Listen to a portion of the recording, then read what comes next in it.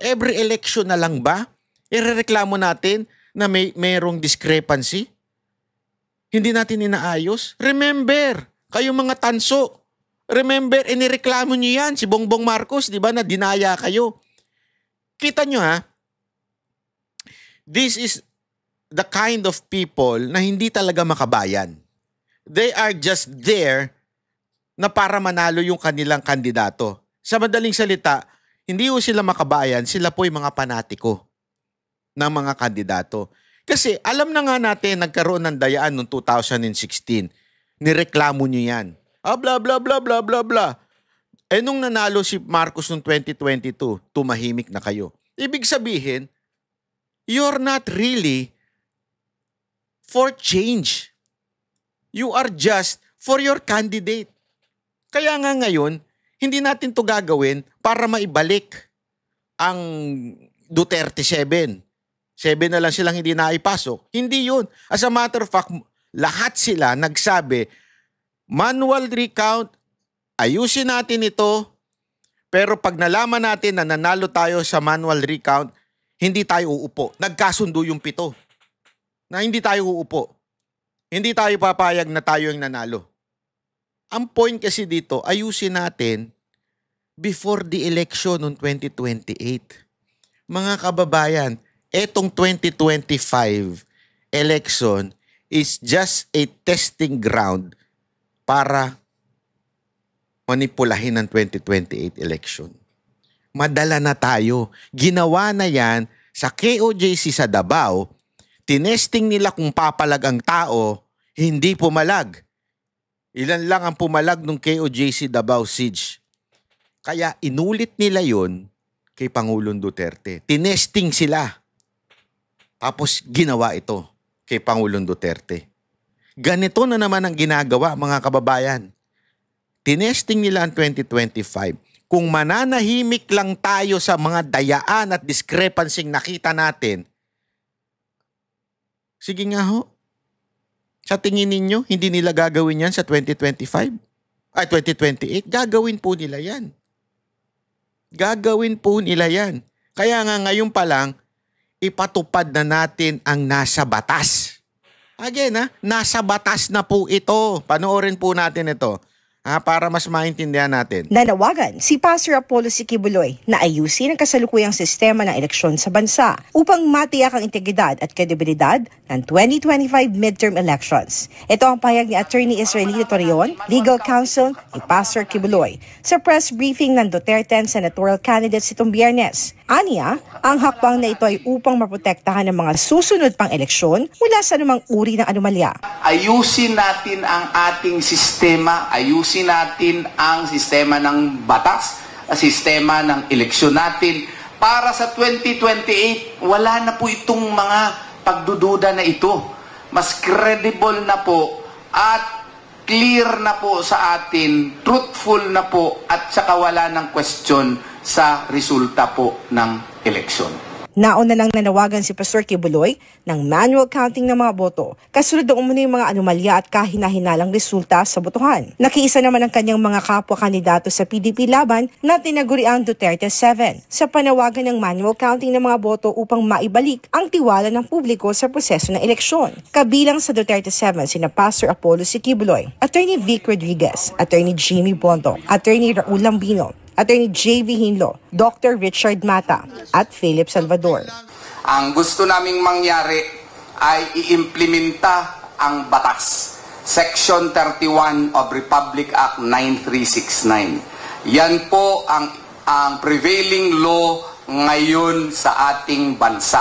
Ano po ang ibig sabihin yan? Na ang botohan natin ay electronic, pero pag bilang po ng mga boto sa presinto, kailangan po ito manual counting. I ask the newly elected legislators, both houses, sa Senado at sa Kongreso, na amindahan na natin itong automated. Maganda itong punto ni Atty. Vic. Nanawagan siya sa mga nanalong congressman at nanalong senador.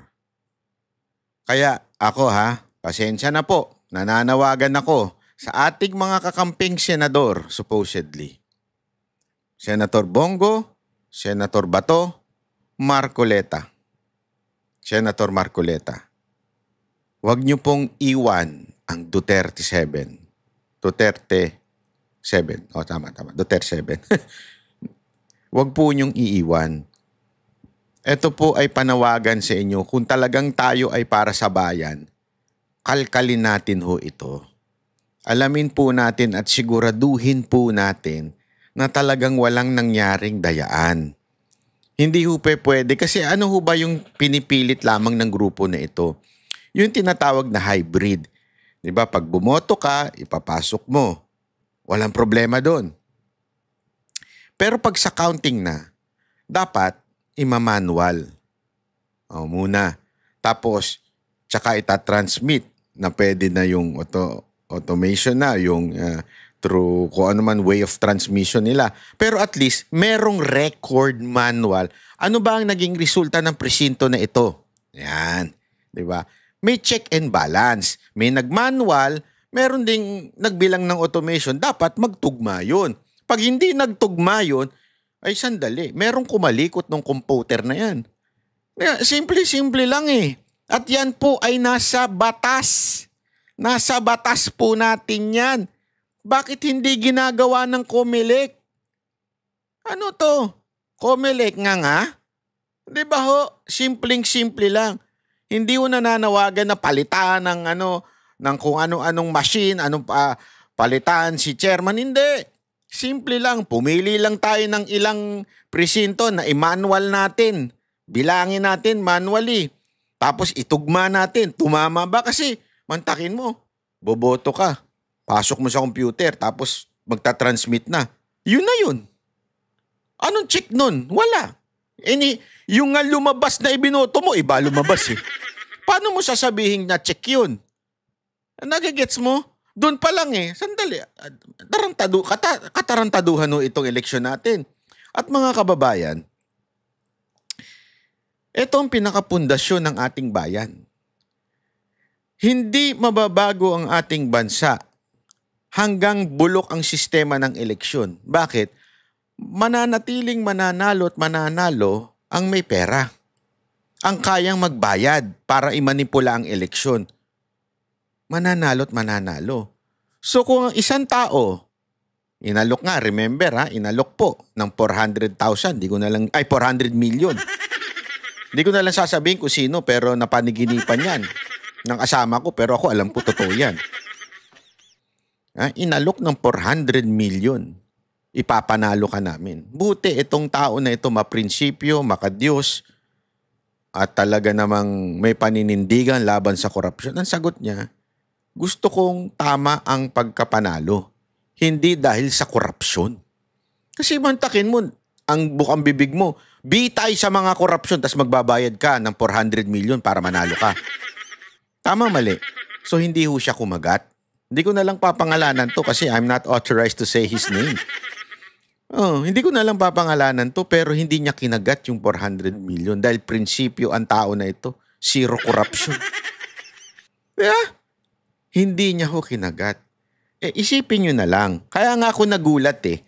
Kasi the same 400 million na nahuli sa Cebu. Kanino ibibigay yun? Yun ba ibibigay sa...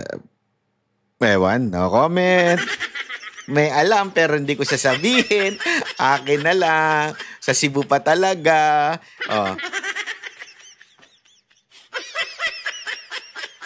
Di ba? Anong ibig sabihin nun? So, can you just imagine this? Politicians are winning because of money. Sa tingin niyo, saan nila babawiin yun? Wala. Hindi, mapagbigay lang sila. Mapagbigay lang. Babawi yan. Kaya nga ako, pangarap ko in the future, pangarap ko na magkaroon talaga tayo ng mga leaders na hindi naglabas ng pera, pero nanalo. Meron. Iilan-ilan. Especially sa mga local government. Meron yan. Mga talagang isinuka na, katulad ni Gwen. na wala namang pera yung kalaban, sakto lang, pero nanalo. Di ba? May mga ganyan. Pero sa national, naku, matinding bilihan na gaganap dyan. Paano natin itatama yan? Eto, manual recount. I-manual natin. Halo, hybrid. May manual, may automation. Di ba? Election system law, sapagkat ang sinasabi naman talaga ng ating saligang batas, secrecy in voting, pero full transparency pagdating sa counting. We want Section 31 of 9369 to be implemented. Manual count, hindi po recount. Para naman kay Atty. Raul Lambino, na personal na nakaranas ng aberya sa eleksyon, isang centralized defect umano ang nangyari sa eleksyon. Hindi lahat ng mga bumoto para sa kandidatong gusto nila sa halalan na ito, yung boto nila ay nabilang ng tama. Dahil depektibo yung mga makina at mga teknolohiya na ginamit po rito sa halalan na ito.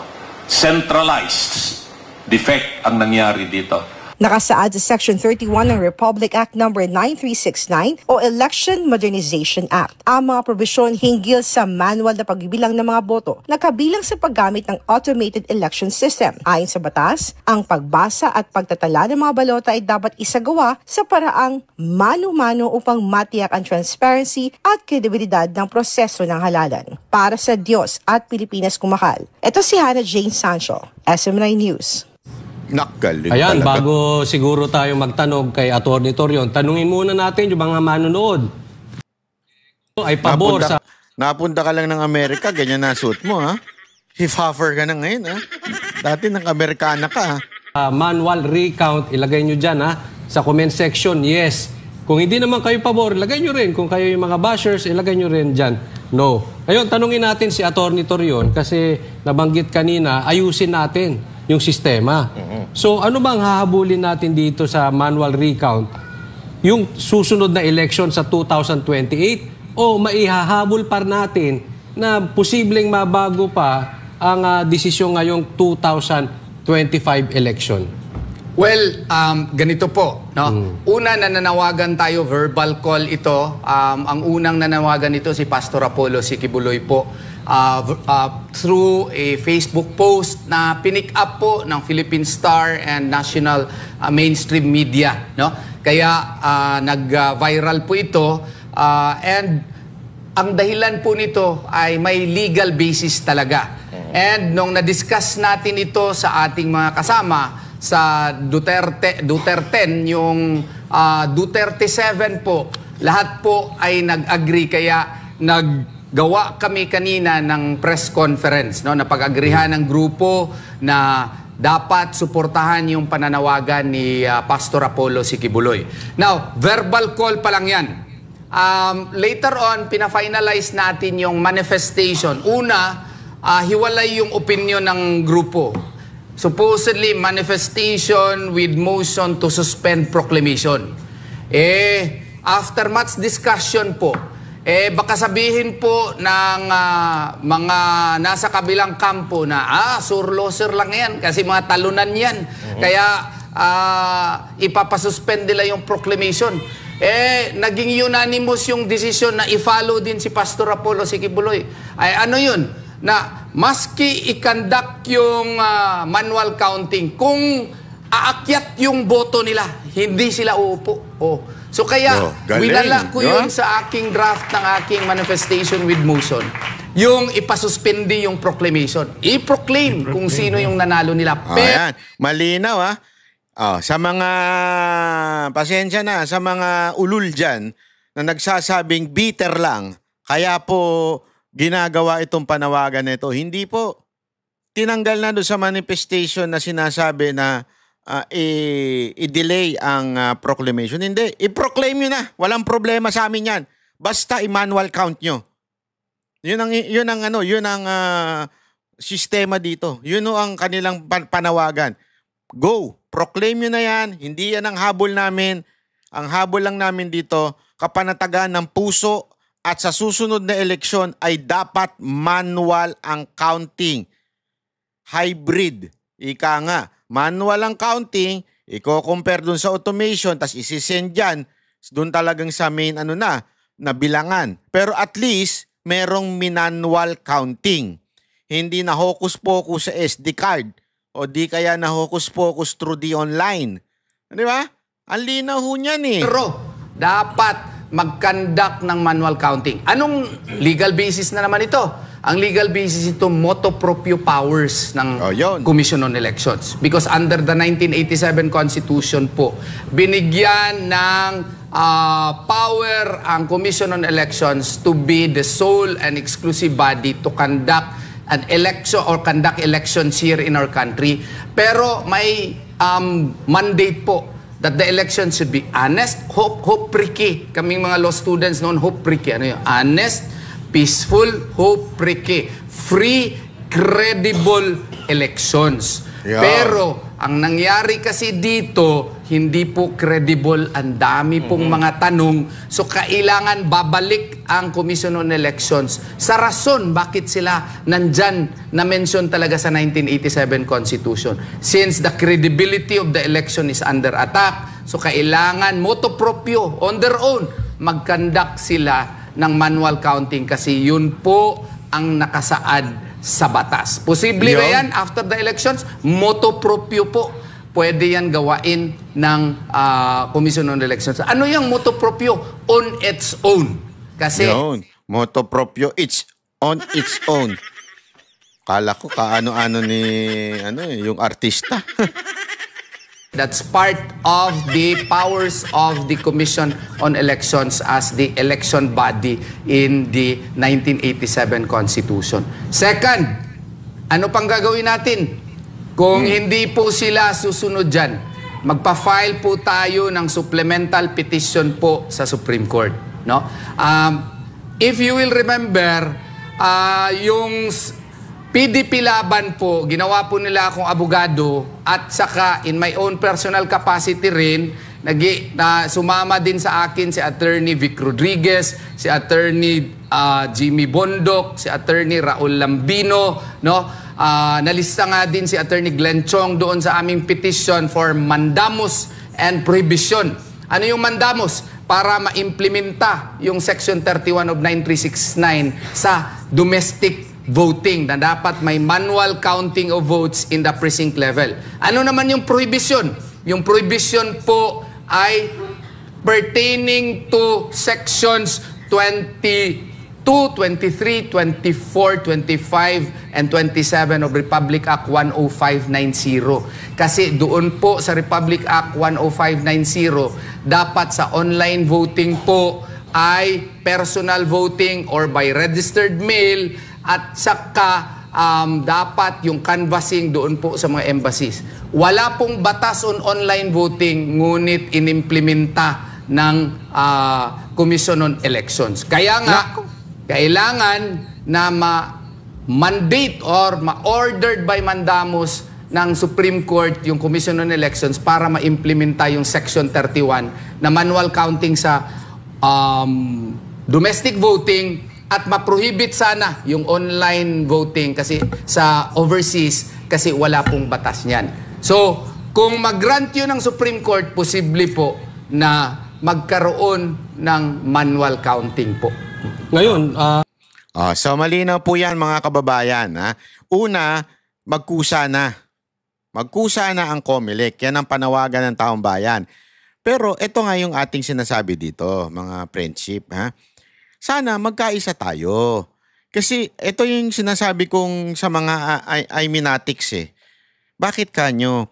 Kasi itong mga Iminatics, so sabihin na natin itong mga IME vloggers, itong mga nanahimik na porket nanalo si IME. Napapaghalataan tuloy na talagang kayo ay employed ni IME. Di ba? Huwag kayo manahimik. Hindi yan ang pinaglalaban natin. Hindi si IME pinaglalaban natin. Nahalata tuloy kayo masyado eh. Ang ipinaglalaban natin dito, hindi na natin pinaglalaban na yung 7 manalo pa. Hindi yun. Hindi na nga sila lahat sila in favor na doon sa sinabi ni Pastor Kibuloy na kahit ano mangyari, hindi na silang gusto makinabang. 'Di ba? Ang sinasabi natin dito yung 2028 election. Magkaisa tayo. Yung mga topic nyo halatang-halatang eh. Di ba? Ayun lang nga sa akin. Huwag natin tigilan ito. Bakit kayo tumitigil na ipaglaban ito porket nanalo yung boss ninyo at dire-diretso yung retainers nyo? Huwag ganun. Nakakahiya naman tayo sa... Kasi alam mo, kaya nga ako inis na inis eh. Ang dami mo nag-message sa akin pagkatapos ko nilabas yung tungkol sa PDP. Alam nyo, ako kasi ang tipo ng taong hindi ako humahalik sa puwet ng kahit sino mang tao. Tandaan nyo yan. Even with the, baka sabihin ninyo, ay kay Duterte, hindi. If I don't like something, I don't like. I don't care. Hindi mo sinagpapalamon sa akin eh. Kay Pastor Kibuloy sa KOJC, hindi din. If I see something wrong, pupunahin ko yan. Kung sa tingin ko may maling move, pupunahin. Nagkakataon lang, talagang pareho kami ng puso. Ito, walang biro ito ah. Yung puso ni Pangulong Duterte parang pareho ng puso ni Pastor Kibuloy. Kaya nagkakatugma-tugma kami. Kasi yun yung gusto namin mangyari. Halimbawa ito, ang ganda eh. Tingnan yung initiative ni Pastor ha. Manual recount tayo. Tapos kahit manalo ka siya, hindi siya papayag na maging senador. Out na siya.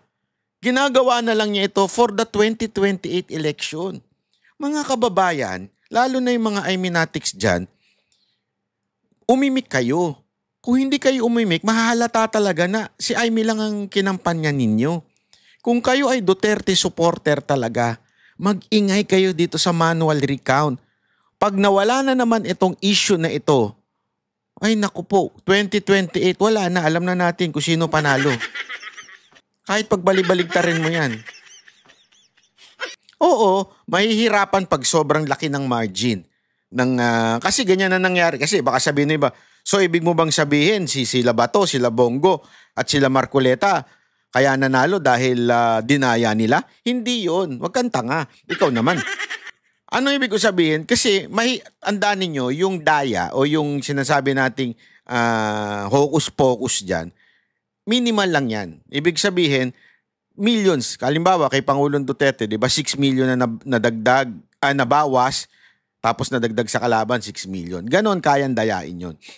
Sigurado naman ako, because of the INC support, malamang sa malamang din, malaki masyado yung margin nila Bongo o kaya ni Bato at saka ni Marcoleta. Or maybe, sinadya nilang manalo ito. O sinadya nilang, hindi sinadyang manalo. Sinadya nilang hindi galawin yung boto nila. Bakit? Kasi masyadong mahahalata. So to satisfy some people, sige na nga, papasukin na natin, wag na nating pakialaman itong tatlong to. Ito na lang ang pakikialaman natin, yung medyo mas maingay. Hindi, aminin na natin, di ba? Kasi nga po, una-una, hindi nila pwedeng pakialaman ang boto ni Marcoleta. Ma-obvious silang sobra. Dahil ang lakas talaga ni Marcoleta. Sinuportahan pa ng INC. So talagang malakas talaga si Marcoleta. Si Senator Bongo, malakas talaga. At si Bato, ko po, pag yan sa Mindanao, Visayas, grabe po yan. Napakagaling niya sa kampanya. Anong ibig ko sabihin? Yung mga nasa baba, yun ang ilalaglag. Yung mga 10 to 12 to 15, yan ang mga nilalaglag. Yan yung kaya nila eh. Actually, mula sa 7 and 8, kaya pang ilaglag yan eh.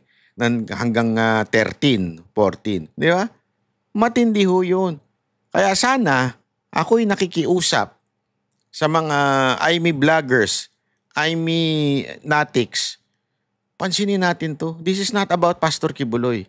This is not about the Duterte 7, not Jimmy Bondoc, not Atty. Hinlo, not kahit sino sa 7, Atty. Rodriguez, hindi po tungkol sa kanila to.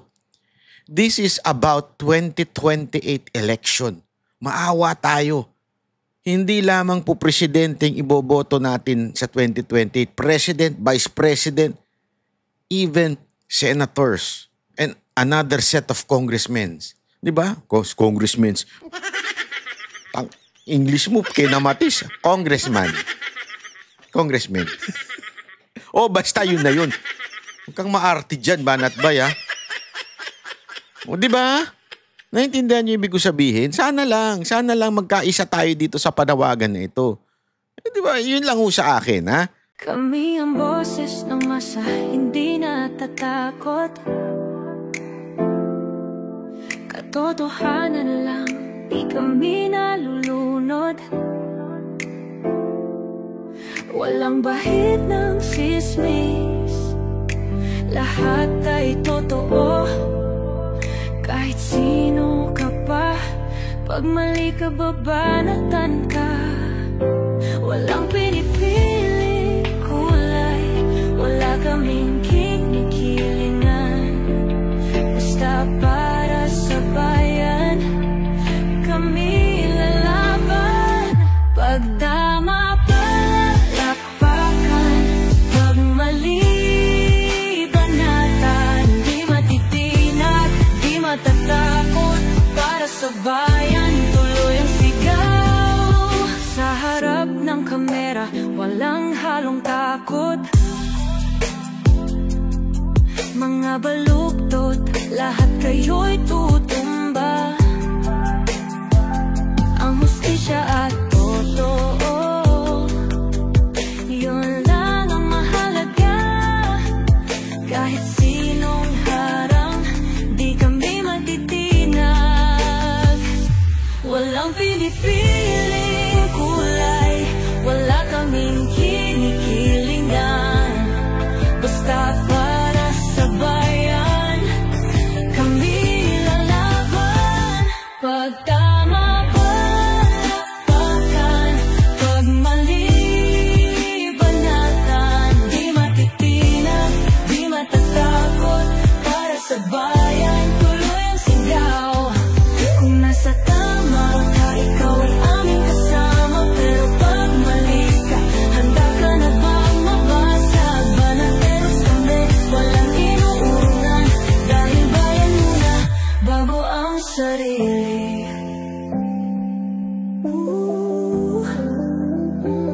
Bago ang sarili.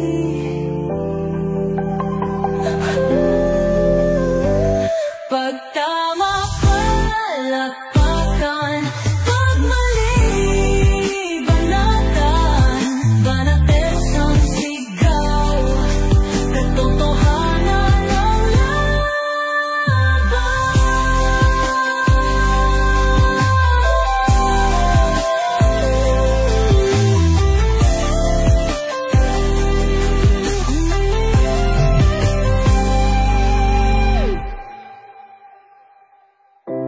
Sa